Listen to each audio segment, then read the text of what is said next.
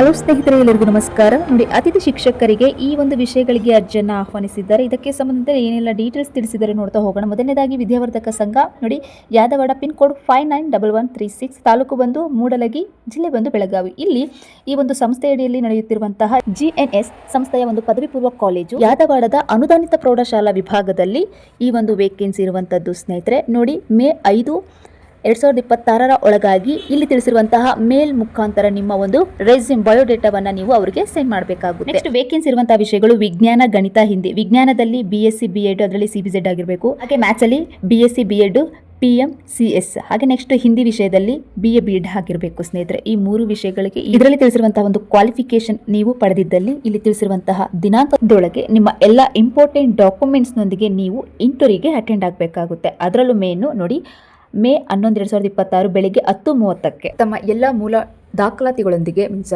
ಡಾಕ್ಯುಮೆಂಟ್ಸ್ನೊಂದಿಗೆ ನೀವು ಇಂಟರ್ವ್ಯೂಗೆ ಅಟೆಂಡ್ ಆಗಬೇಕಾಗುತ್ತೆ. ಇದರಲ್ಲಿ ಏನಾದರೂ ಡೌಟ್ಸ್ ಇದ್ದಲ್ಲಿ ಹೆಚ್ಚಿನ ಮಾಹಿತಿಗಾಗಿ ಇಲ್ಲಿ ತಿಳಿಸಿರುವಂತಹ ಅಧ್ಯಕ್ಷರು ಅವರ ಒಂದು ಕಾಂಟ್ಯಾಕ್ಟ್ ನಂಬರ್ಸ್ ಅನ್ನು ಕೊಟ್ಟಿದ್ದಾರೆ. ಹಾಗೆ ಪ್ರಾಚಾರ್ಯರು ಇವರ ಒಂದು ನಂಬರ್ಸ್ ಅನ್ನು ಕೊಟ್ಟಿದ್ದಾರೆ.